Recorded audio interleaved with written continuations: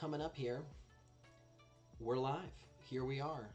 No, we are live. Yes, It's good to be live. it is always. And to the folks streaming in, feel free to let us tell how our volumes sound. We played it a little bit today, which means we probably jacked it up. So feel free to let us know I know. what's good, what's not. Now, as we're letting folks come in, as the channel knows, as you probably know, because I've brought it up, I'm a big DC fan, right? I really like DC. Yeah. And last Saturday was, DC Fandom, which is kind of their little preview of the year, right? Yeah. And there was obviously the Batman trailer, which came out, and The big one. I thought it was amazing. I just am so excited for that movie. But I know you worked in a comic shop, so I assume you have some love for superheroes in your hierarchy of fandom. So, how did you feel about the trailer? What did you think? What was going through your mind? Ever since we got the Chris Nolan ones, right? They're, I think, undisputedly the best Batman films. I mean, he just nailed it. Because they're so different. Right. And versus the commentaries and fan wishes that you always get working in the comic book shop, because fans always, I want this, I want that. Yeah. Or, it's not like in a comic book. There's so much idealism, and like people want pure vintage Batman that they know. Right. But the thing is, actually, comic books are a perfect example. Something that relates back to Star Wars is that there's so many different versions of Batman, right? Yeah. Me looking at this one, I'll be honest with you, I'm like, dude, this is the Batman we never got. The detective Batman doing the detective stuff he was doing in the Warner Brothers cartoon, right? Batman the Animated Series. Right, yeah. I think it's going to be very first for live action Batman to do that, because yes, it's going to have some action, but I think he specifically focused on saying like, hey, this movie is going to be first and foremost a film noir detective story. That's what I'm really like mostly excited about. No, I totally agree, and I see Nick is in. Hey, Nick. For me, I have said many times the Riddler was probably the most ripe for the picking of Batman villains. They're all iconic. That's the thing about Batman. All of his characters are iconic. We've seen a lot of Jokers. We've seen a lot, but we haven't, in my opinion, seen a really interesting live-action Riddler. I know we had Jim Carrey's Riddler. Not for me, not my flavor. You're not a fan? Not a flavor. But the way they're going about it, like you said, feels really fresh for a character that is probably the most iconic. I thought there were Superman, Batman, Spider-Man are probably the big three as far as everyone's seen, 50 movies with them. Everyone knows their heroes, their villains, their backstories. So it was looks like a fresh take, about as fresh as we could get. So in that regard, I thought it was a fun weekend. I think it's a cool idea. That they do. So I like to see more of it. And it's cool when fans get little, previews of what's next. Yeah. So, as we're rolling in here, you made the comment to me that you have caught up on the Marvel High Republic comics. Is that correct? The High Republic, yes, the main one, not the IDW adventure ones, but the main comic. I'm good. I'm set. The Marvel one. So, what are you thinking so far? So I really, really was digging it in the beginning because they actually stepped their game up with the artwork and with writing, right? And when it got to the middle of it, right, when the things are started going like full-blown action, we see the Hutt cartel arrive, right, and they're helping out with the Drangir issue. There, it lost me for a couple of issues, like, because it was action over the place. They're going from scene to scene, jumping from planet to planet. I just got disoriented. I'm like, dude, this is too much. This, I think, could have fit in, like, instead of 12-issue arc, like maybe 24-issue arc. There's a lot of content there. But now I feel like once they're past their main, the very top tier of action, and they're like slowly coming down, I was like, okay, this issue is out of the question. Now let's move on to something else. Yeah. And it looks like Kevin Scott is focusing back the writing on the characters again, and how they are experiencing the events. That's what I like the most. You nailed it for me too. I thought the art and I'm blanking on the artist's name. He's so good in the early issues, and I know he's watched some of my videos, and I follow him on Twitter. I'll have to look shortly, but his artwork in the first couple issues were phenomenal, and they've let other artists come in, and they've never been as good as when he started us out. So I agree with that comment. Yeah. I think issue 10. Which came out this week, was really strong. I agree. I liked the kind of return to form there. I like where the story's going. And I also thought, Trail of Shadows, which is the new noir one by Daniel Jose Older, Yeah. The detective mystery one I thought was really strong, issue one. So those two in the last couple weeks I thought have been back to back, Yeah, in amazing. general, I'm noticing with the Marvel era of Star Wars comic, the new Marvel, right when they took it over again, Yeah. Hmm. uh, Star Wars is at its best in short, limited series, like 5 issues or 12 issue. This is where they're really, really focusing on pacing, on making sure that the action is well interspersed with Sure. storytelling. I feel like those are the most balanced ones. So without further ado, let me go ahead and we'll pop over to the Let's release do, schedule because you've got me thinking. Let me hook let's us do it. up here. So you, if I heard you correctly, like the IDW ones. Did you say better than the Marvel ones so far, or are you kind of in an equal spot? I'm kind of going back and forth, because for a minute I was enjoying the High Republic Adventures a bit more Right. than the main Yep. one, and because in the artwork, man, I gotta give it for the artwork. It's just That's so stunning. The funny. covers, Yeah. the actual in-issue artwork is amazing. I love it. It's funny because I've always felt that the artwork. Well, again, the first couple issues of Marvel one, I thought the artwork was just so phenomenal. I own some of those issues behind me on the shelf. That Hmm. I didn't like the IDW one as much. And I see Nick talking about the Riddler. Yeah, I hope he does Riddles too, because it's kind of silly when you don't do the characters like. Like Yeah, the thing about the Riddler, I know I know we're off topic here, but I do love this.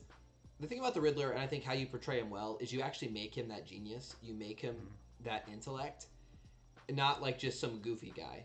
Because and I you think, you gotta strike a balance between grounded and realistic, but also out of this world and comic. It needs to yeah, be larger than life. It needs to be yeah, like very romanticized kind of villain. his intellect has to be on par or above Batman's because Hmm. how else can he compete?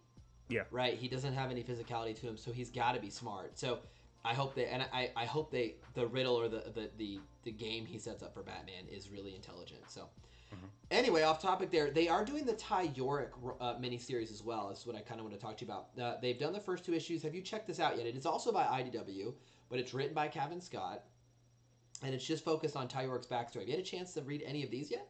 Not yet. I did get these issues. I think I've already got all 3 of them, but I have yet to read them. I have not. The third one I think comes out. Did it come out today or come out? Oh, it comes out next week. Third one comes out next week. Hmm. I have read the first one. I thought it was really solid. I just have not had time to return to the second issue. Yeah. But I liked how they started it. The art style to me is very digital, if that makes sense. It feels very Right. Right. digital, which you might Hmm. not like as much. But Yeah. I thought it was good, and I do kind of like that all the stories seem to have their own style, right? They Yeah. have their own art style, their own vibe to them, and I do like that about them. So this is another mini series. I think it's going to be 5 issues as well. Let So me ask you, fun what one. was your first reaction to her in the novel before? Because I know you read the book before Yeah. jumping on these comic books. How did you react to her? So okay, so fans might remember, I before Ty York really had appeared in the books, they did Yeah. one of those little animated shorts Hmm. on the Star Wars YouTube channel. Right, and she was revealed. Exactly, and people, some people in the fandom menace called her like they said she was going to be a Revan knockoff because she had a purple lightsaber with kind of those claws up, and they were like, oh, she's got a droid, friends and yada yada. And I made her a video like, we haven't even seen this character yet, so I kind of came out like defending her and talking about her before I even heard her.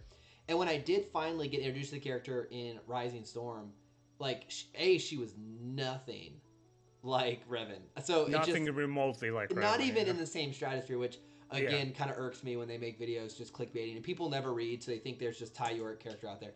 Hmm. But it was to me a fresh character, right? It's kind of Yeah. like what it felt like to me was kind of a Witcher vibe, where it's like she is kind of a monster hunter who has the Jedi kind of foundation but didn't follow through. And, they lay the seeds in that Rising Storm of what her backstory is. And this starts to answer some of those questions, which is why I think it's really interesting. I described her in my review of the book as basically Witcher, Yeah. the Jedi version. That's what she is, right? And it was really interesting to see that somebody was able to part ways with the Jedi Order on sort of kind of amicable terms, right? Yeah. She didn't quite go like on a crazy Sith rampage, but she felt like, hey, this path is not for me, or at Right. least at this point. And how she views the Jedi in the novel is like really interesting contrast. Like they act so mightier than though there was like a little bit of that prequel vibe, right? Yeah. Where the Jedi is really regal and they think they can set all the solutions. Totally agree. And one thing the High Republic has done, I feel like pretty consistently and really refreshingly, is you have Jedi who aren't who question parts of being a Jedi. You know, you have Comac who is kind of like, yeah, I'm not really totally sure how I balance some of my emotions. You know, and then Orla who is the Wayseeker, right? Who's kind of the new class of Jedi. I think they do it in a really healthy way. I'll say maybe it's a good balance. Yeah. They don't spend time just bashing Jedi. It's kind of like, It's a this very didn't really work for me. mature. Exactly. Yeah, it's the way that they are going through their inner turmoil and strife with like what's the fine balance of being a Yeah. Jedi and doing this thing. Even for me, I thought Stellan Gaius's inner strife was like the most mature one. As an adult, I can like really read into it. I'm like, oh Yeah. man, it's basically signaling like, hey, life is not easy. I don't know the right choice. Even a Jedi Master, you know. So we're on the High Republic, and the folks who read the title notice I said new High Republic poster. Well, the official Star Wars Twitter account today tweeted this out. They have some cool tweets. I'm also going to pull this up through. But they showed the conclusion of Phase 1 of the High Republic begins January, and I was like, oh my gosh. And so here's the full art. How awesome is this poster? It's fantastic. And it's like, who will survive when the light of the Jedi goes dark? I'm like, this is phenomenal. Yeah. And it shows a lot of the characters we know, and I have us covering. I'll move us over to this side. So we have the characters from Edge of Balance. We have Elzar. You know, we have everyone. Comac, Reith, you know, Stellan, everyone, right? Avar, Trom. I mean, you got everyone.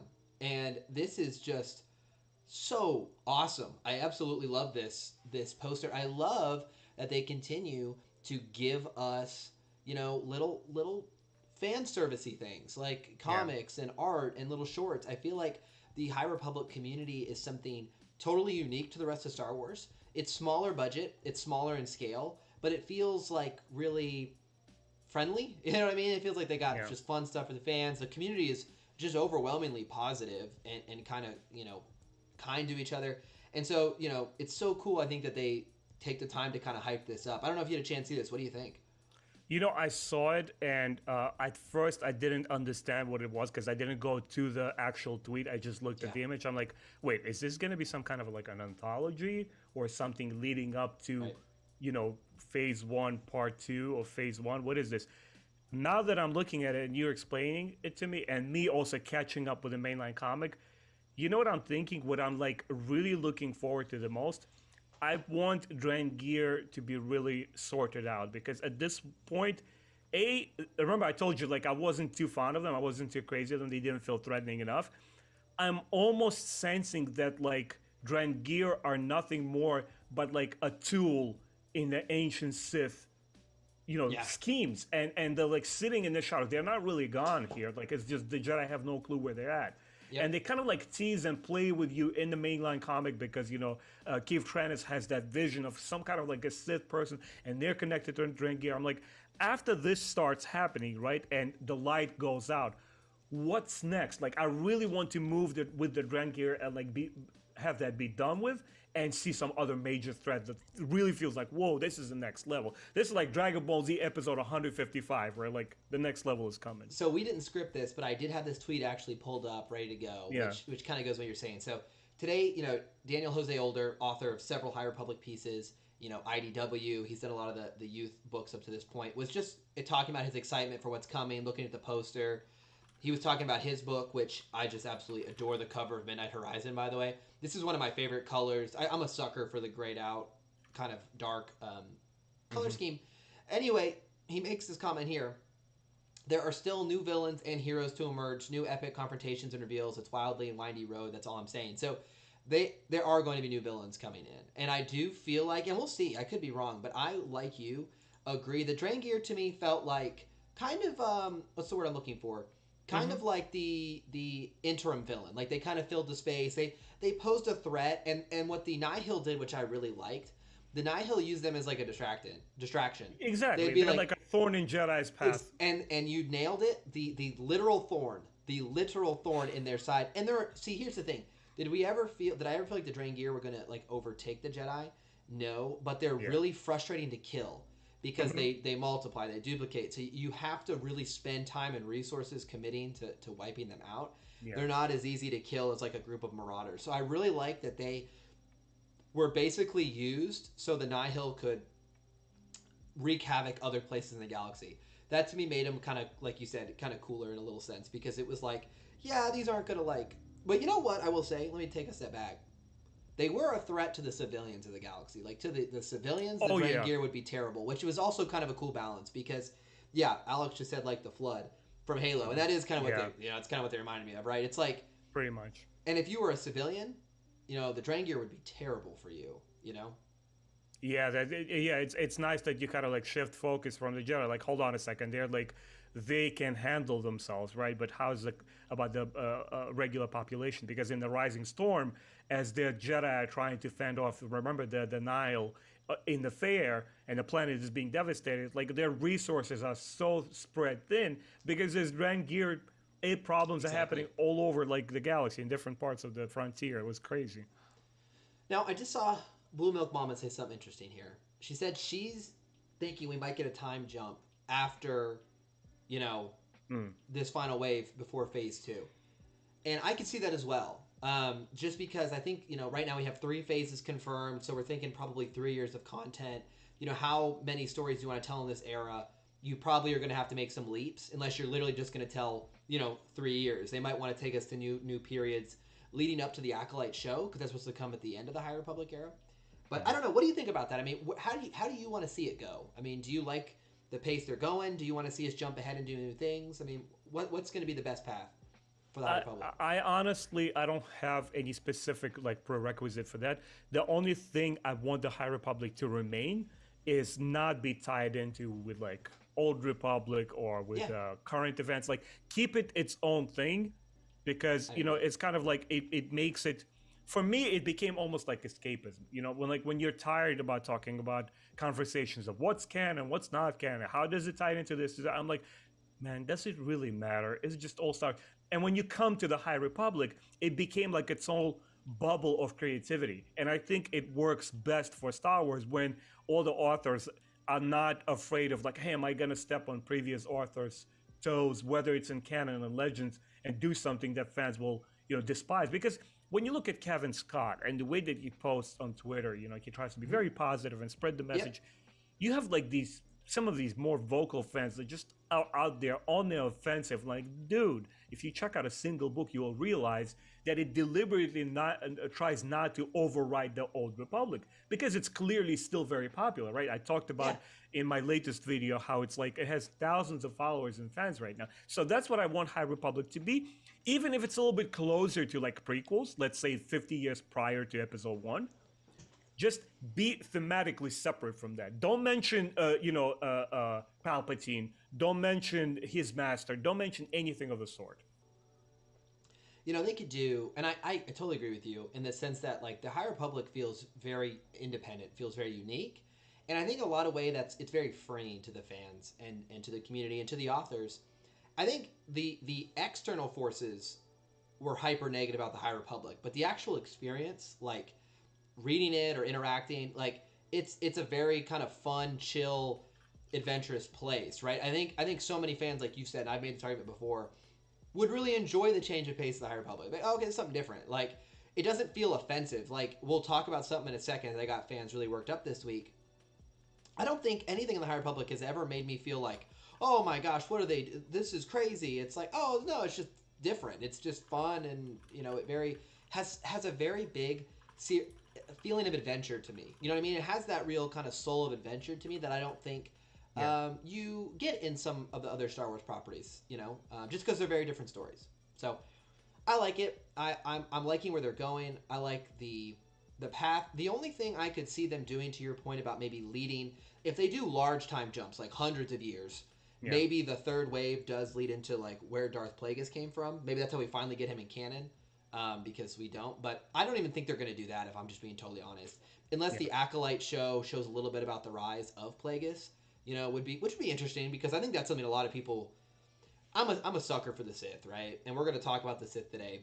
I just find those characters so fascinating, and as so many people have pointed out, right? We know the famous line: "There hasn't been Sith in 1,000 years," right? Mm-hmm. Mundi makes that comment in the Phantom Menace, and I appreciate that. And so I do think that might limit the opportunity that we see Sith. And I'm not even saying I need to see the Sith. Let me just clarify that. I'm not saying I need to see the Sith in the High Republic. But if they do tell those stories, I know there's going to be some fan backlash about like, well, you said we haven't seen the Sith in 1,000 years.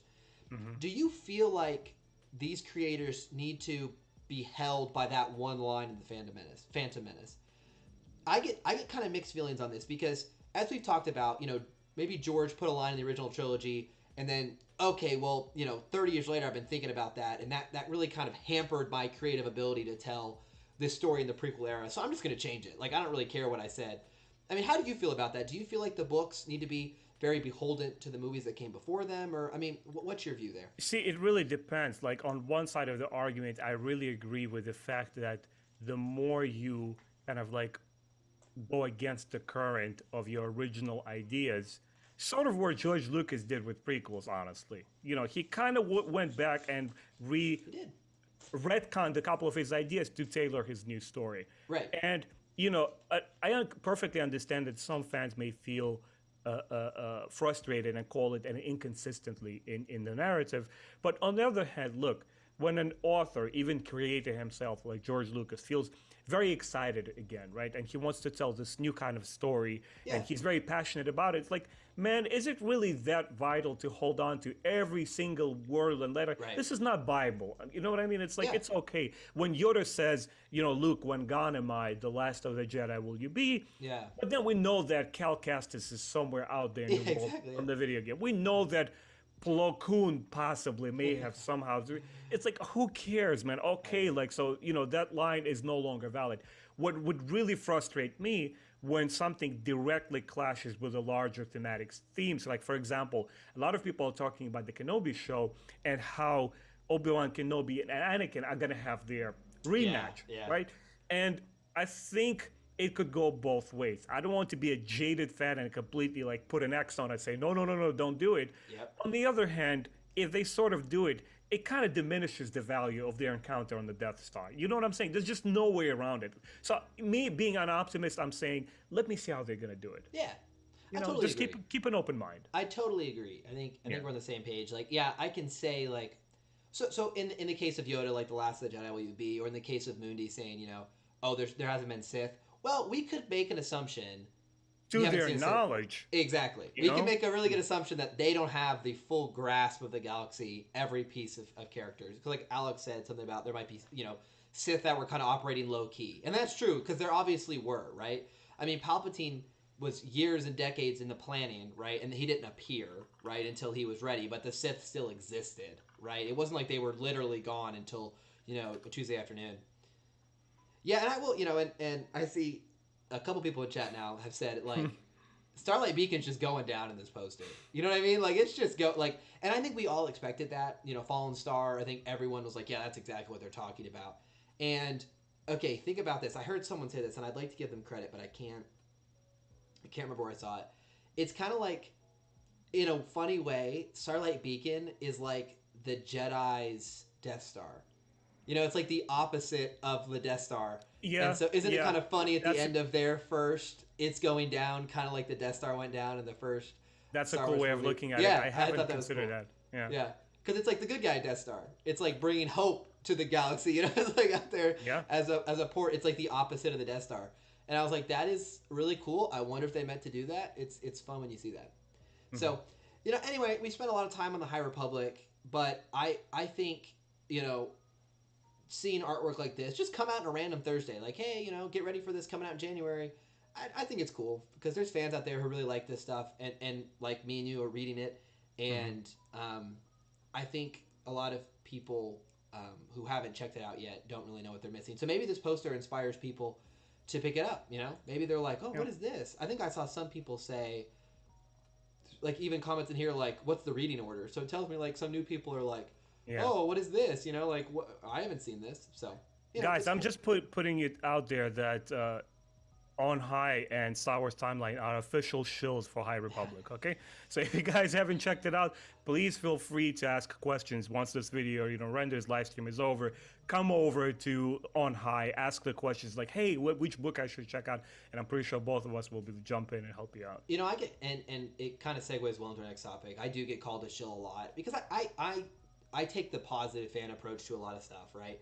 When a story gets announced, my kind of default is to be excited about it for a couple reasons. The first reason is, like, I'm a fan. Like, I'm doing this for fun. If every time an announcement comes out and I want to tear into it, I don't really think I'm a fan of that anymore. Like, I'm kind of jaded. You know what I mean? Like, I'm no longer a fan of that. I'm kind of like an X fan, if that makes sense. That's just how I think of it. And besides, it feels good to be excited versus being, like, always angry and jaded, It's a good feeling. And there you go. I totally agree. And so that kind of gets me called a shill a lot. But, I'd just rather be excited about stuff than worried about, It's a badge of honor for you and I, right. because we love High Republic. Because when Disney gives us those fat paychecks at the end of the month,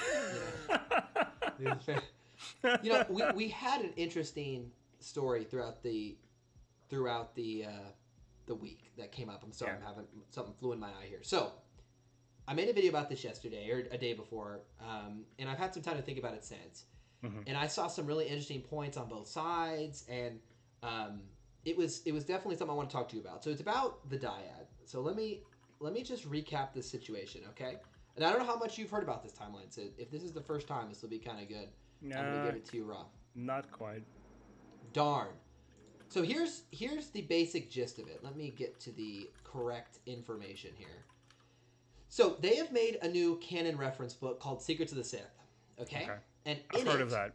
Right. Okay. And in it, there's been a lot of stuff revealed. So I have a couple things here that I wanted to pull up. So you might have noticed last week I pulled up the picture of Darth Bane. This is a canon look at Darth Bane, which looks exactly like we saw in the Clone Wars. So this was in there, which is really cool. We also got, I believe, let's see here. Yes, we had our first canon look at Darth Plagueis. Of course, you can't make out anything, but they have kind of given us some cool confirmations of Sith past, which is really fun. But what they did that got a lot of fans kind of debating and conversating was the Dyad. And so this is the image of the Dyad they used, the artwork they used from the book. And I'm going to explain this at the best high level I can. I might be missing some of the nuance, so chat, feel free to correct me or to be patient with me if I'm wrong.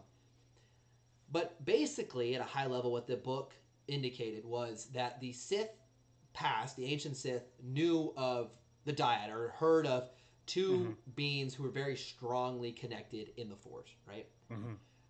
And that is actually what was basically the foundation for the rule of two. Like, the Sith always knew that power would be, better in that kind of pairing of two. And over time, it got kind of diluted to what the purpose was. And, they ended up changing it, thinking it was just about power and control. But really, it was based on this kind of tenet that two in the Force would be more powerful and could unlock special abilities. And that's what, Palpatine was trying to achieve with Anakin. That's what, Plagueis was trying to achieve with Palpatine. It's just kind of pursuit of, like, this harmony and balance of two users. And some people really didn't like that. And so let's start with that. Let me just start with, I laid it out. Okay.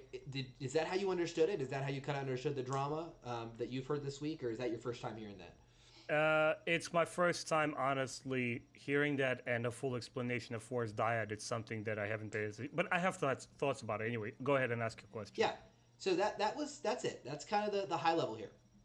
It kind of inspired Darth Bane to make the rule of two, kind of like I see Nick saying. Now, here's where my mind is at. Okay, the rule of two doesn't really have a real canon explanation. Okay. Right. It's referenced in the Phantom Menace again. There's always two. Yoda says. Right. Which we all know is squeaky because we see in the Clone Wars there's more than two, and I understand there's ways of getting around that. You say, like, well, Maul wasn't really a Sith. He was an assassin, and Asajj Ventress wasn't really a Sith. So, there's always kind of mental gymnastics, which is fine. I don't care. I love those characters. I love that era. But the rule of two has never had a real canon explanation. Darth Bane is canon. However, those books where the rule of two is explained are not, right? Right. That's And correct. Yeah. so, to me, them trying to say, well, this is where the rule of two came from, I had mixed feelings on it. My first feeling was like, well, and this is why I said in the video, I was like, well, it doesn't ruin anything to me. It doesn't like, oh my gosh, this ruins. And no, it's like, okay, well, that feels a little weird because I wish I would have heard about the Dyads sooner. Like, I wish they would have talked about it. Like, Palpatine would have been like, hey, Anakin, you and I together will form a bond so powerful we could unlock new abilities never achieved. He kind of says that, but he doesn't explicitly say there's some important connection about two, right? Hmm.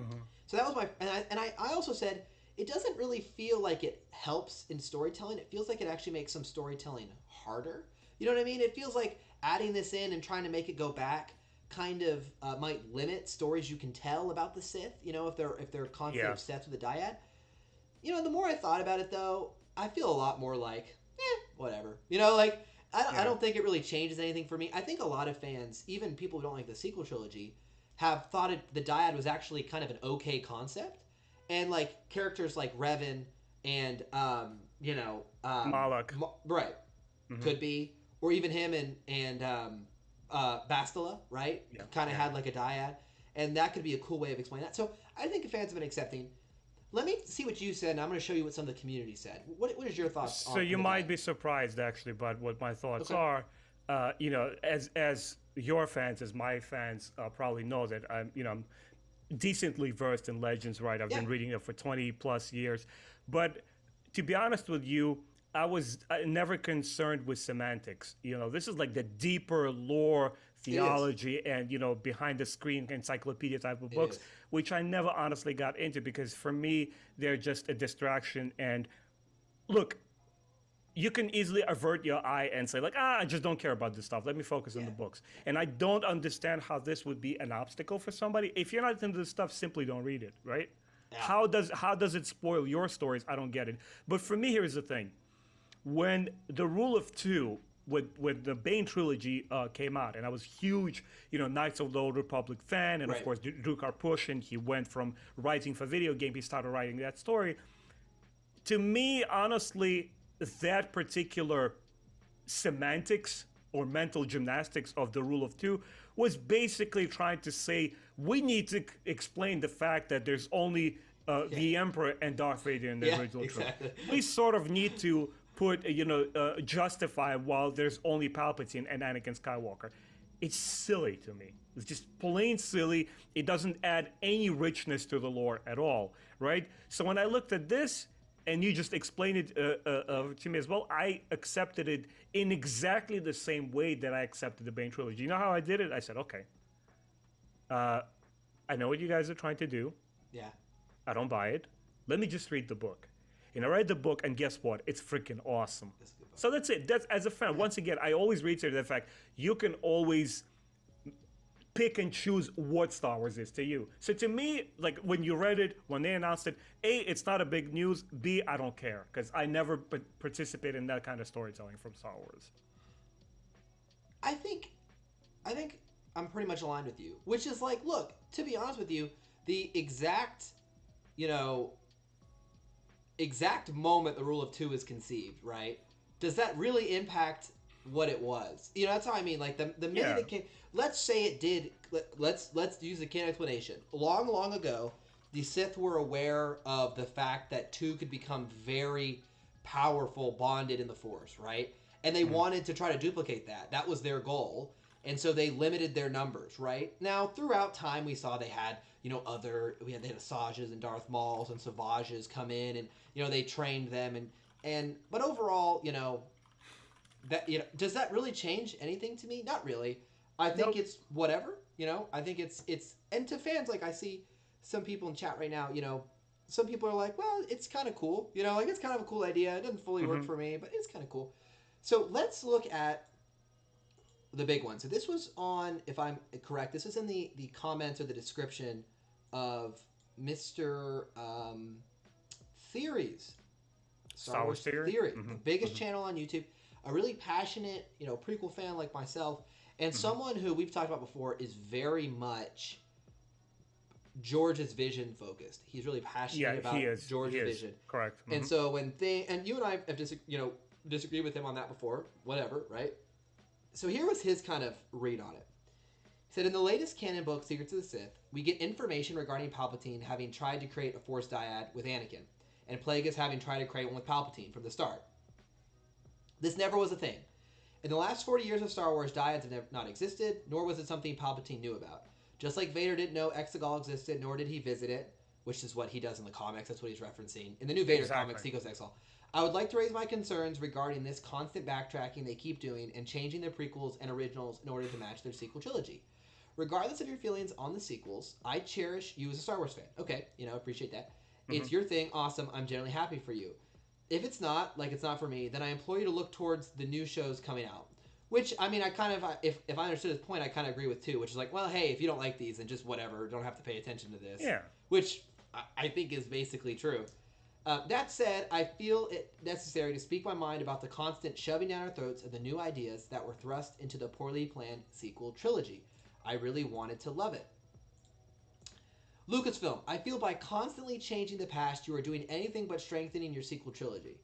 There's no need to connect everything so much with the first 6 stories that have already been said and done by George Lucas. Why do you keep doing this? Well, I'll stop right there. I mean, like, I've said pretty strongly, I don't think it makes it worse.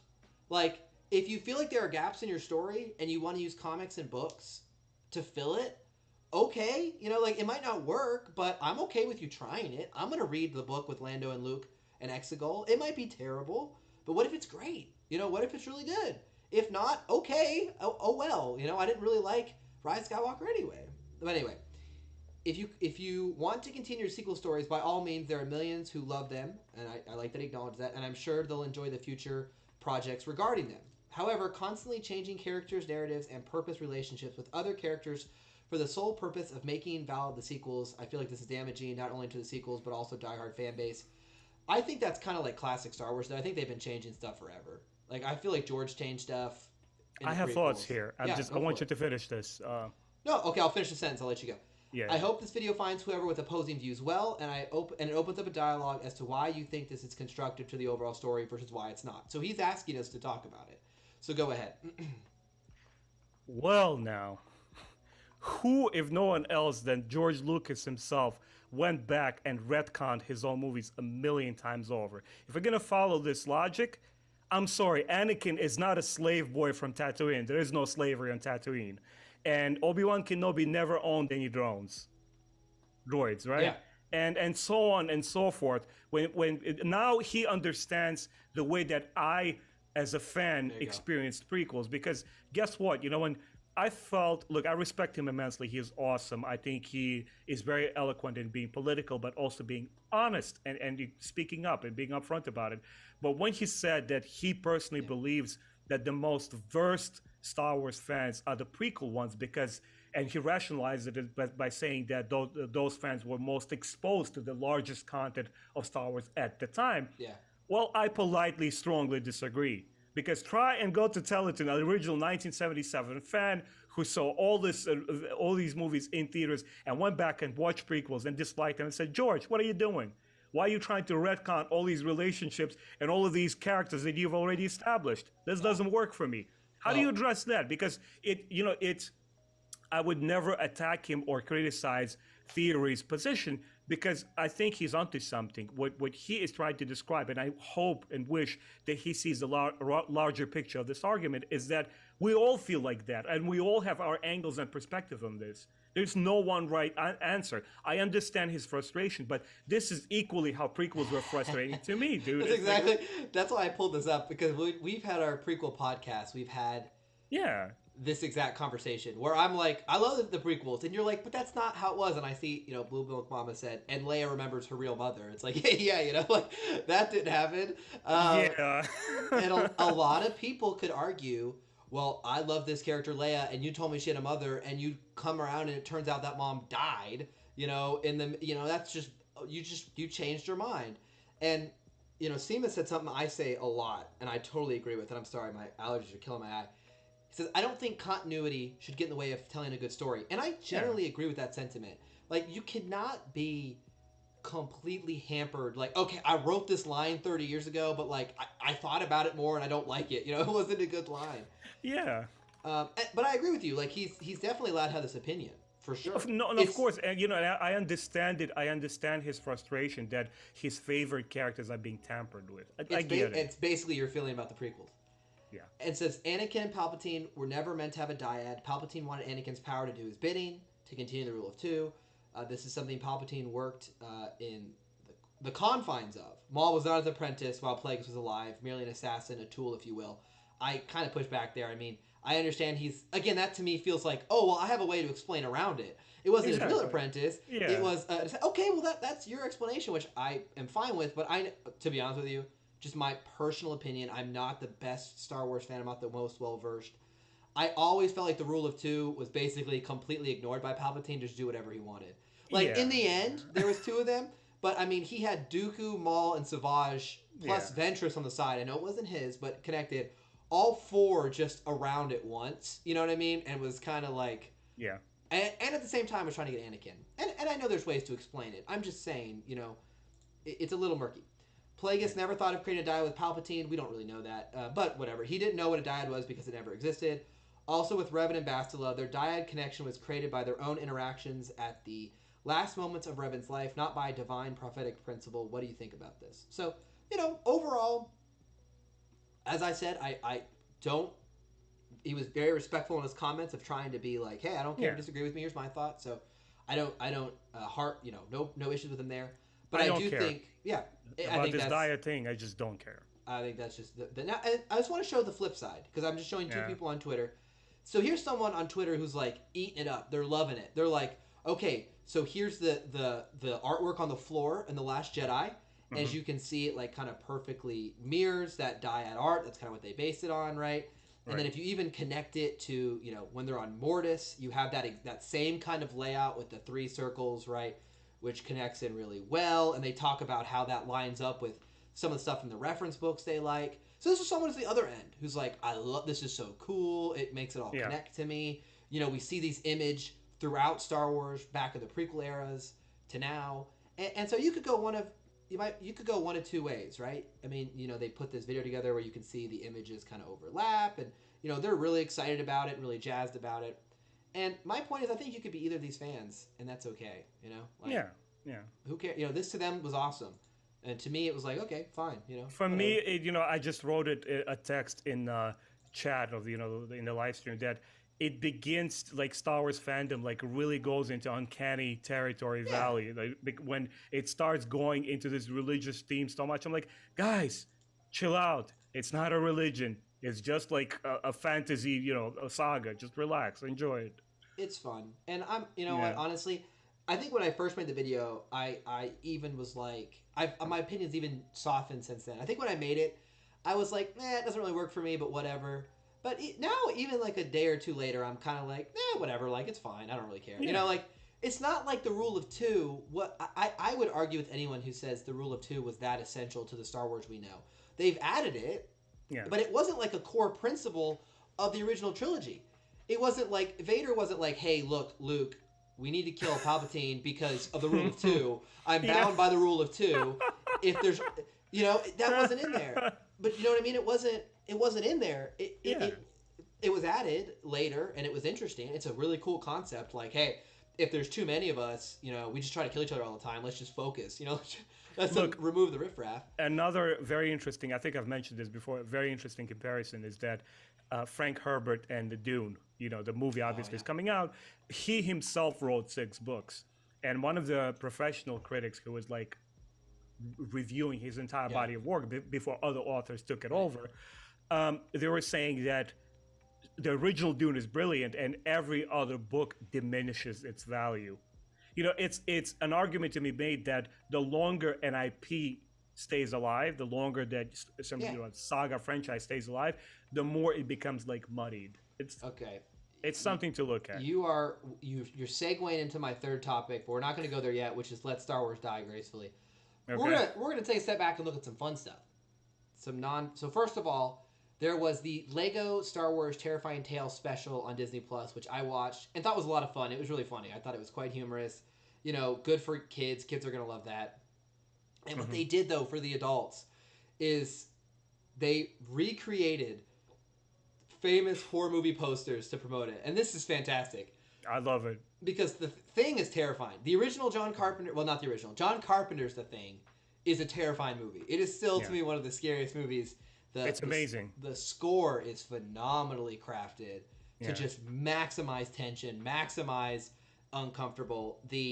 Such a good movie, but they did this with more than just The Thing. Let's pull some of these up. That is so funny. I love it. They did it with a couple more. Let's see. Yeah, the Death Star here.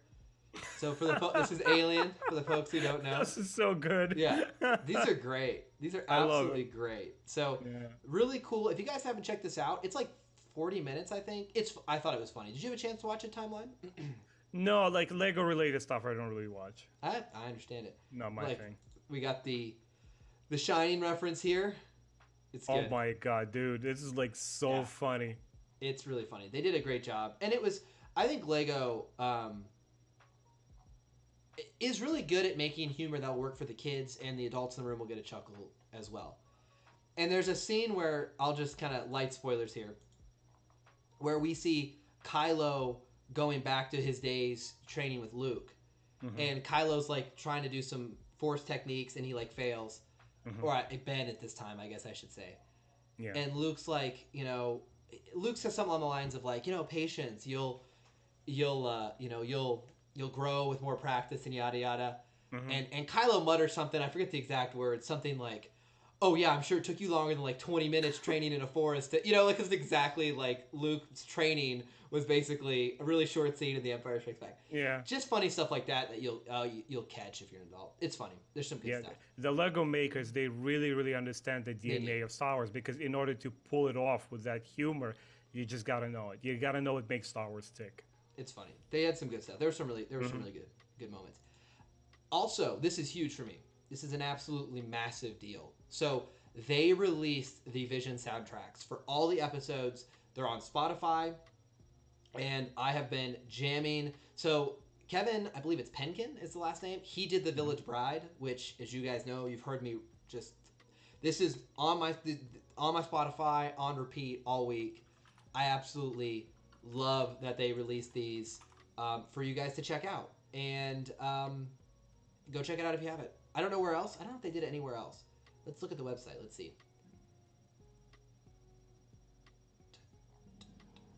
Oh man, it's so good. I absolutely adore that they did this. Digital soundtracks are here, so they're only digital right now. Mm-hmm. I know they're on Spotify. Don't know where else. So just be on the lookout wherever you stream your music. The Vision soundtracks, really awesome, really exciting, really exciting. One other kind of small, fun announcement for the week in the Lego realm. I think this is something not a lot of people are going to care about, but I'll talk about it anyway. So if you have the Apple Arcade, which is the $5 a month like Apple video game, they announced a new Star Wars game this year. Oh. And it's going to be a Lego Star Wars game. Mm-hmm. And you make your own character, and you like go play with your friends mini games in this little Star Wars, you do little racing, like pod racing and stuff, and that's kind of cool. Yeah, it's kind of cool. I don't know what it's going to be. I'll play it. I will play it. I have an iOS device, so I will give it a shot and see if it's fun. But that was kind of announced this week, kind of out of left field. But this is and it's going to segue really well into our next topic. But this is one of the, and people will disagree with me, this is one of the perks of being partnered with a giant company like Disney. Like, you can get your IP attention. You can get remakes of KOTOR. You can get mobile games. You can get Disney World, parks. I mean, this is the thing. And some people will say that kind of ruins Star Wars, right? But this is the thing, if you got... Not really. If you got Star Wars linked to Disney, Disney can get your product, attention. So. I always love to bring as an example when it comes to Disney and their movies, the first 3 Pirates of the Caribbean movies. I strongly believe that Star Wars can get to this level of just pure entertainment. Just the first 3 movies are so good. Even the 4th one I loved. I think the reason that Star Wars is kind of like wobbly and shaky with its sequel trilogy, it's that there's too much expectation, and there's too many people pulling it 2 different ways. And even on the creators themselves, even on Disney, there's so much tension and trying to guess what formula is going to work. It's just simply that. I don't think nobody has these malicious thoughts of ruining. it just happens. Like if Disney can do something like Pirates of the Caribbean, they can do the same with Star Wars. Just give them time. Totally agree. It's hard to beat the top. Star Wars is one of the Yeah, biggest IPs in the world, and you're right. yeah, Expectations matter. And Jay Charge says the Village Bride song is his ringtone. That's what I'm talking about. That's what I nice. like to see. That's good stuff. Well, let's go to my last Star Wars story of the day. Something we didn't get to talk about last week, and I wanted to visit with you quickly because I think you'll have an interesting perspective on this. I'm browsing Reddit. I'm not looking for Star Wars content. I'm just on the main page of Reddit, and I see this post on unpopular opinion. Now, if you don't know what the subreddit is for the folks in chat, the idea is you post an opinion that you think is unpopular, and people tell you, "Oh, I have the same opinion." Like Hmm. maybe your unpopular opinion is, "I hate puppies." Like, Yeah. "Hey guys, I hate puppies." Oh, I hate puppies too. Hmm. And so this one got 13,000 upvotes, which is a lot. These are awards, so people really were vibing with it. It said, "Let Star Wars die gracefully." And I clicked on that right away. I was like, okay, this is right in line with what I talk about on my channel. So let's read through this real quick, and I want to get your thoughts. It's not very long. It's like a couple sentences No, here. no, go for it. Sure, let's do it. "Let Star Wars die gracefully" is the title. So the user says, "I loved Star Wars, and so did my cousin. But over the last decade, I've seen a rushed and messy effort to keep the franchise going." Okay, let me pause right there.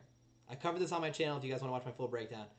When he says that line, it tells me, and this is just my assumption, that he's a prequel eras fan. Because over the last decade, Star Wars has been bad, means he thought everything up to that point was good, right? So he's not like you, who would be like, well, actually, after the original trilogy, none of the movies were quite as good. That's Yeah, what you would say. yeah. So he's working with the assumption, and hey, I'm with him. I love the prequels. That only in the last 10 years has Star Wars not been up to standard. Up to snuff. To be honest, it isn't terrible, but it's losing the high standard it once upheld. And maybe that's true for all movie franchises, okay? Kind of just goes on what we talked about, right? When you get an IP that's big, you get more eyes, more directions on it. Hmm. I personally liked most of the cartoons and shit, but at some point, you run out of spice. I think we got a few good years left, but I seriously don't want the quality to slip anymore. Maybe something new will come out, but I doubt the time slot will allow too many bangers. I don't really get that line, the time slot. I still don't really know what he means. I'll still enjoy our community and the last few good years we have left before a new era comes. And so for me, this was really interesting because I feel like there's a lot of good stuff recently. Like The Bad Batch, The Mandalorian, and you don't even love The Mandalorian, but the masses really like The Mandalorian, season 1 and season 2. I think all the stuff that's been announced, at least you'd be optimistic about. Book of Boba Fett, Yeah. Obi-Wan, Ahsoka. So I kind of totally disagree with this whole premise that, everything, we only got a few good years left. But I think I understand his general point, which is as Star Wars gets bigger, as they make more Star Wars, the quality of Star Wars is going to lower. I would argue that that's kind of what you've been saying since the prequel era came out, though. This is my point. The first three, the original trilogy, were that real pure indie era of Star Wars when they were low, quotes, low budget films, right?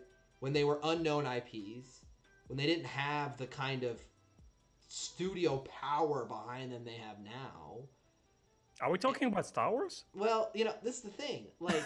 That's what they were. And I think people don't really appreciate. I think my generation doesn't know that because they didn't grow up then. So they just think of Star Wars in terms of the prequels. It's always existed. Star Wars has been around for 6 movies, and they didn't have that lull when Star Wars dipped. I don't know. But Yeah. what do you think about the premise? Uh, I think it's a perspective of a very opinionated and passionate Star Wars fan who's obviously, like you said, a prequel fan. And once again, I get it. I sympathize. It's the first impulse that we have when we hear an alternative point of view is go on the attack, counter argue, score some points, and come on the winning side. Yeah. That's not what I enjoy doing in any conversation, whether it's Star Wars or something else. I think the ultimate goal on any debate is to reach some sort of consensus and walk away with understanding and grow as a person from learning what another person feels like and regard his feelings. Star Wars, if I may just put on the hat, of the 80s kid who kind of grew up with the originals, the original film, and obviously you can see countless documentaries how George had to do a lot of trial making the original film, Yeah. and it became a phenomenon overnight. And then you have episode 5 and 6 being already before they were made cultural icons, the biggest Hollywood blockbusters of their day. Okay, but episode 4, which why it holds ideologically near and dear to me, is the first and only truly independent Star Wars film. An Yeah. independent film, when you go and study cinema, independent film like the Criterion Collection has a genre of its own because it comes with a completely different approach, completely different mentality, and so forth and so on. Yeah. So when we look at the grander scope of Star Wars, look, is it dying? It's been here for 40 years. You don't think it's going to be here for another 40 years? And I get him. Okay, so he's a prequel fan. I'm not going to, crap on his passion and enjoying these prequels. But I felt that, oh my God, Star Wars is over because we get these prequel type of movies. I don't Yeah. want to see another trilogy of that Yeah. quality. Yeah. I don't want that. But then something wonderful happens only 2 short years after, and we get the Clone Wars. And then some years pass after, and we get the announcement that Disney gets it. And the first thing that comes straight out of the gates is Star Wars Rebels. And guess what? I became a devout believer. I'm like, dude, I want more of this. Yeah. And yes, we had a trying period with the sequels, which I enjoy, but I think they're deeply flawed, all of them, even the ones I love. But then again, we get the Bad Batch. It's like, dude, so good. I keep I know I keep going it. You probably know this quote by heart. It took the X-Men franchise 20 plus years or almost 20 years to produce something as special as Logan. It takes time. I realized the more I'm a fan of cinema, a fan of Star Wars, the more I'm realizing that greatness doesn't come like this. You got a director, you got him on the right track, and he's just gonna pump out classic after classic. It doesn't happen that way. Even the biggest ones like Steven Spielberg have fallen and had their flops. I feel that entertainment in general, and this is true for music, this is true for literature and for movies, it's cyclical. It comes in waves. It has its ups and downs, and there always will be moments where you don't like Star Wars, and there will always be moments where you come back to it like, oh man, I kind of really like that. You know what I mean? So that's my answer to that. No, I saw. So I have a couple things come to mind. First of all, let's look at chat. I saw a couple comments I liked. Yeah. So first of all, Nick said you're very wise timeline. So he's wrong. You're very dumb. No, I'm just kidding. So you're getting some love there. But there were 2 things I really agree with. So the first one was, Seamus talks about, I don't know, if it's a Star Wars thing, but it seems Star Wars fans spend a lot of time really hating on Star Wars, and it's true. And I know that's a joke. Like no one hates Star Wars more than Star Wars fans. But it really does feel more toxic than most, or more, I would say, what's the word I'm looking for? Volatile. More volatile than a lot of other fan bases I've been a part of. Even on DC, there was the whole Snyder fans versus like, whatever, let's just move forward with new movies. But like that new Batman trailer comes out, and it's like 99% people like, okay, yeah, I'm going to go see another Batman movie, And then, with the comment below by Blue Milk Mama, she says, 2022 is going to be an amazing year for Star Wars. I totally agree. I just, wish people would just ignore what they don't like and stop ruining it for the rest of us. And this is a thing I really want to reiterate to people. And I know it sounds crazy and it sounds sappy, but it's true. When we go online and we spread, we just rip products and IPs we don't like. I know the desire to do so. I've done it myself. I'm guilty of this myself. Getting online and being like, that movie was an embarrassment, pile of crap, I can't believe it. But it is really rough to those people who really like it. Because, I was a big fan of Man of Steel. And I like Batman vs Superman.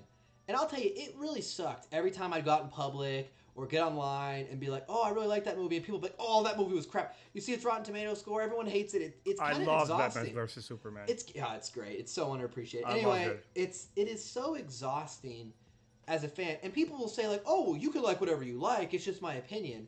It's like, well, yeah, but you make me feel like I'm an idiot. You make me feel like I'm really passionate about something and I'm dumb. Like I'm dumb for liking this. And it can be tempting for all of us. Like, for example, I saw the new Venom, and I might be in the minority here. I really didn't like Let There Be Carnage. I really did not like... There was moments I enjoyed, but there were moments I really didn't. And, I'm frustrated because they did some things with the character I really liked that I think were cheap, and I'm like, But I had to kind of stop myself and be like, wait a second. I'm doing the exact thing I hate when people do to me. You know, like I hate when I am excited about something and I'm, oh man, I really love Henry, Cavill Superman, and Man of Steel is so good, and people are telling me it's slow and boring and stupid and bad, and Yeah. I just think it can be, it's okay to share your opinion. If you don't like something, it's absolutely okay. But the internet has made it really popular to just like incessantly Yeah. just pile on, and I don't Without like that. recourse and become insulting other people because it's like Joe Rogan says on his podcast, because it's not a viable or real form of communication. Yeah, When you that's don't true. see somebody's face or facial reaction, how your words are making them feel, exposure to your toxicity, like there's a lot more empathy when the person is standing right in front of you Yeah. and you're going to say something really, really nasty. You know what I Yeah. mean? You feel like social pressure from other people around. It's like, hey, what the hell is wrong with you? Yeah. Stop being rude to that person. You know what I mean? Yeah. When you're cut off from all of that, and some people react very emotionally to criticism. Like my younger brother, he doesn't read a lot of the YouTube comments that he has on his channel because people are just plain nasty. He makes heavy metal music reaction. When he makes a reaction to a completely new band, people rip his skin off like he's supposed to know everything about this band. I'm like, Yeah. come on. It's It, sh- tough. it shouldn't be like that. And we're all guilty of it. I want to say that too. Yeah.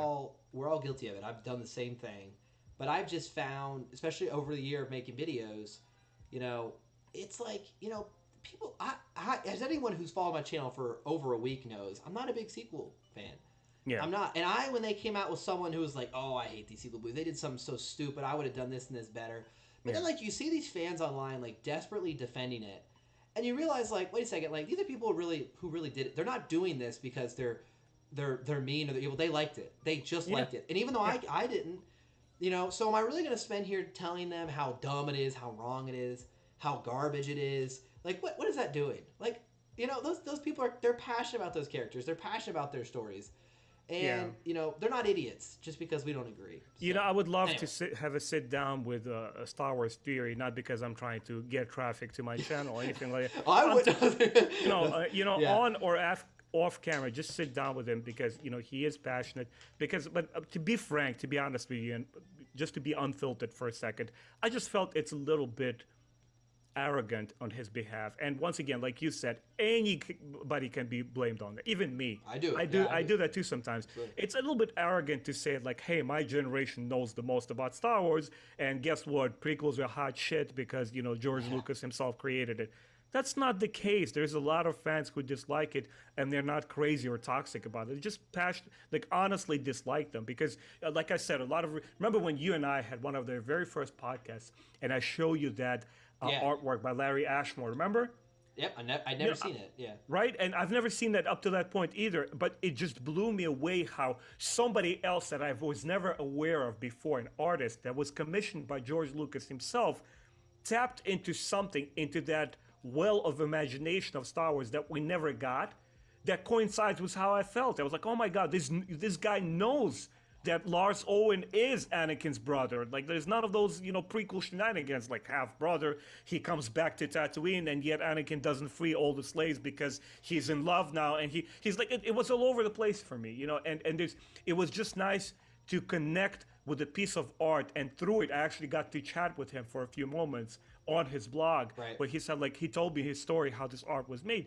It was interesting to connect and see that other people feel like you, and it's a good feeling that other people understand what you're talking about, As you were talking, I was looking. Here's That's the the picture one. in question.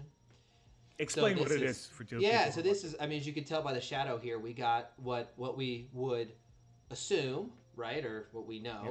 This would be Anakin with the Vader shadow lingering. This would be obviously his wife with probably, I don't know, is it supposed to be Luke or Leia? Do we know?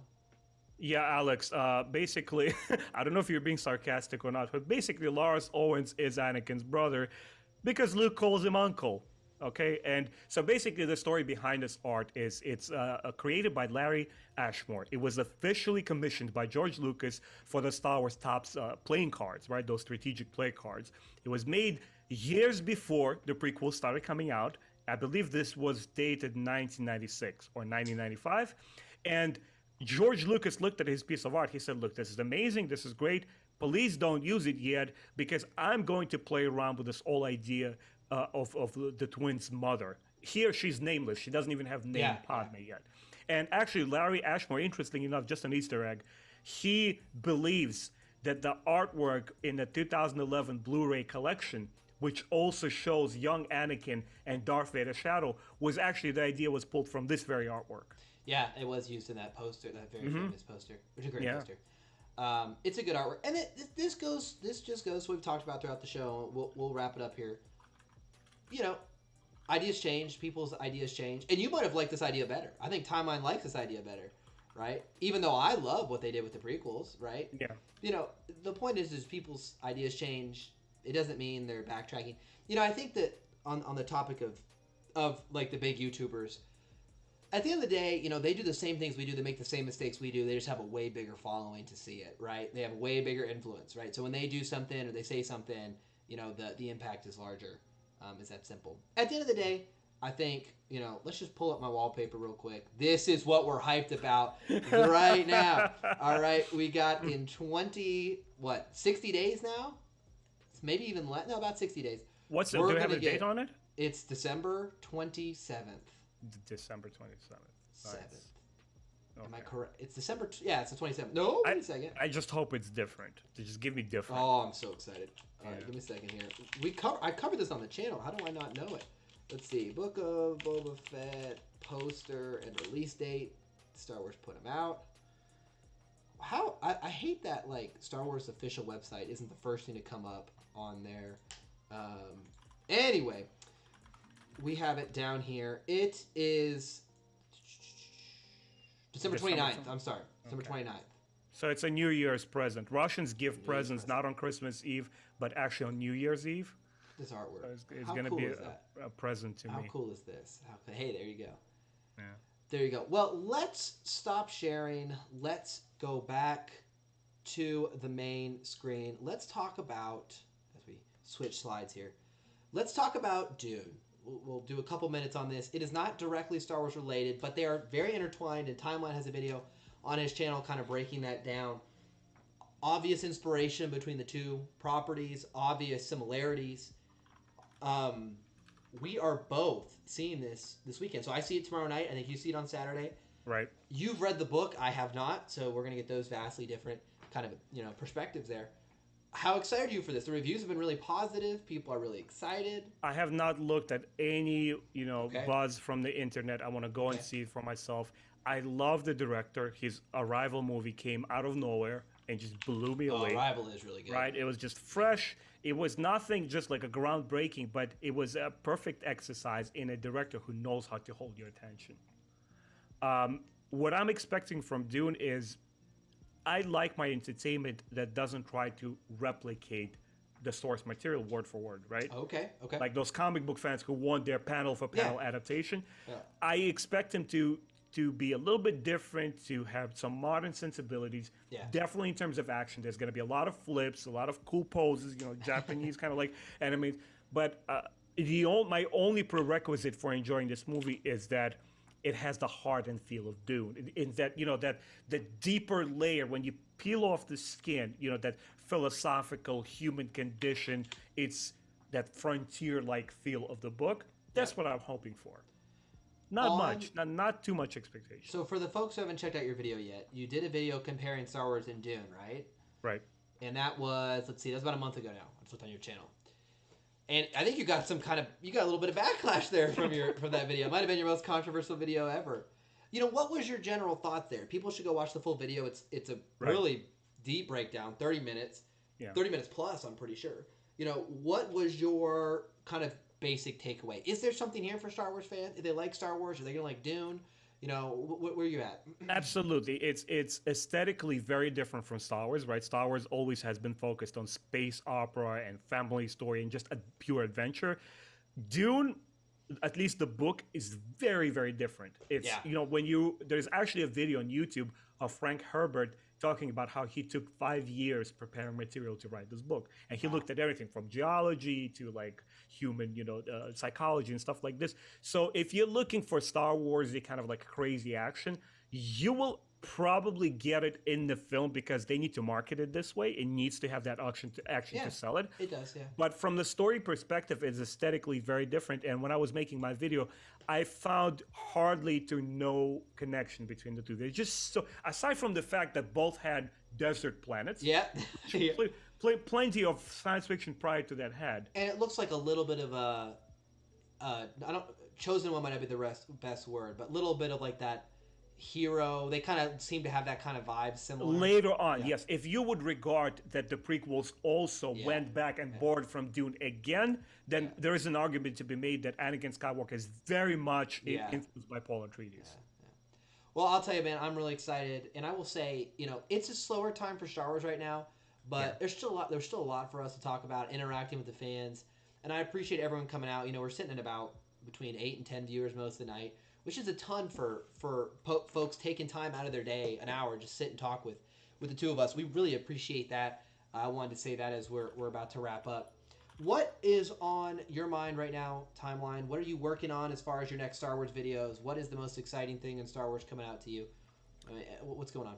I was blown away by the Knights of the Old Republic remake, and being a proud Sony and PlayStation 5 owner, I'm like, yes, Yeah, we get it first. yeah, I went out, I decked out my video game. I have not touched it for like 17 years. Dude, it's just, first of all, I feel like a kid again, like a yeah, 19-year-old playing KOTOR all over again. And I'm just focusing on that, recording videos there. I sort of want to jump back into High Republic and start checking out again. But I'm like, Ben, okay, you have a YouTube video about Star Wars. Okay, relax. I'm not gonna shove this content down my throat. I'm gonna read it at my own pace. I started with the X-Wing series quite a bit ago. I always had it like yeah. in my reading list, but I never completed it. So I'm just reading that and enjoying it. How about yourself? I am reading Ronin currently. Oh, you are. You got I into it. am. I did. I'm about 2 hours in, maybe a little bit less. The intro is a recap of the duel, and then it kind of takes up the moment after that. And so it is interesting. It is doing some things I did not expect. It feels like a very different Star Wars story to this point. That's good. Nothing like what I've read to this point. But Star Wars still. I don't know. We'll see how it goes. They're introducing some interesting concepts that I want to see how they play out. Can I ask you one question? Yeah. Obviously, the episode itself focused on that Kurosawa kind of like chunk of filmmaking. Yeah. Does the book try to replicate that? Hey, you're in the Star Warsy planet, but there's still that feudal Japan feel to it. I'm trying to think without. I mean, I'm not very deep in, so I can't spoil much. There's Just atmosphere-wise. definitely, yeah. There's definitely that feeling of Japanese. I mean, they do a lot of for lack of a better term, that very spiritual focus, right? Like spirits of and when you actually get inside the head of the Ronin, he's a way different character than I thought from that short. He's a Interesting. way different character than I thought from that short. I thought, and I wanted to maybe say it for the folks who haven't started, but it took me in a way that I did not think that character was. I thought of him as this like kind of ex-Sith assassin going out and taking him out, for some form of vengeance. But he's a lot more torn than that. Interesting. He's a lot more torn than that. And I'm very early in. It's a longer book, by the way. It's not a short book. I think Audible has it at 12 or 13 hours. It's not. Oh, wow. Yeah, it's not short. I mean, it's not like huge, but it's not like a quick read. So I'm excited to see where they go. I'll tell you, as we talked about, Trials of Shadow really impressed me last week. Really liked that. For a first episode of miniseries, I think it knocked it out of the park because I'm excited for the next one. Right. And then outside of that, I'll tell you what I want to do. And I told you about this, I really want to rewatch the prequels and kind of make a video documenting kind of like I'm about 10 months into my YouTube channel. I'm about 10 Star Wars books I've read this year. I've been very inundated in Star Wars, in ways I haven't been before. Let's go back. And in the community, in the community, let's go back and rewatch these movies and see how I feel now, what works still, what doesn't work, and just see how my opinions have changed. I think that would be that's an interesting cool. exercise. I constantly do it. I rewatched all the prequels at least once a year. Yeah, I have not. Sometimes I extrapolate things from them, like, oh, I didn't see that. I'll be honest. Yeah. I watched The Force Awakens 2 times in theaters. I watched Rise of Skywalker 2 times in theaters. I watched The Last Jedi 2 times in theaters. I watch almost every big movie 2 times in theaters. Once for like the experience, and the second time for like more of a Analysis. Like exactly. And I don't think I have watched The Rise of Skywalker a single time since. And I don't know how much I've forgotten or how much I'd reappreciate or maybe like or maybe not like. You know, I don't know. Maybe I'll hate it. But I just think I need to go back and talk about it as I watch it, you know, and see how I feel. Especially right now when we don't have a lot of new books or new shows coming out until December. Right. December. Okay, so end of December we get Book of Boba Fett, and then the next like 2 weeks later we're gonna get all the new High Republic books. So it's gonna be like a wild burst of fun right then. But for now we're in kind of that reflective period. Just do me a favor when you go and rewatch the Yeah. prequels. Remember the fact that Lars Owens is Anakin's brother. uh, that changes everything. It changes Oh everything. my gosh. Well, guys, I think that's it for us tonight. I appreciate it. Again, I saw tons of good comments, a ton of kind comments as well. We have a lot of fun doing this once a week, and Definitely. it is just a good time to interact with communities. Make sure you check out Timeline's channel, my channel, and stay tuned for Thursday. I now can do community posts, so I will start posting these earlier because I can remind you throughout the week. It used to be if I posted on Monday, you guys would probably forget about it, but now I can bug you about it. So I will be posting and reminding you guys throughout the week. So Look forward to it. looking forward to it. Thank you guys for stopping by. Hope you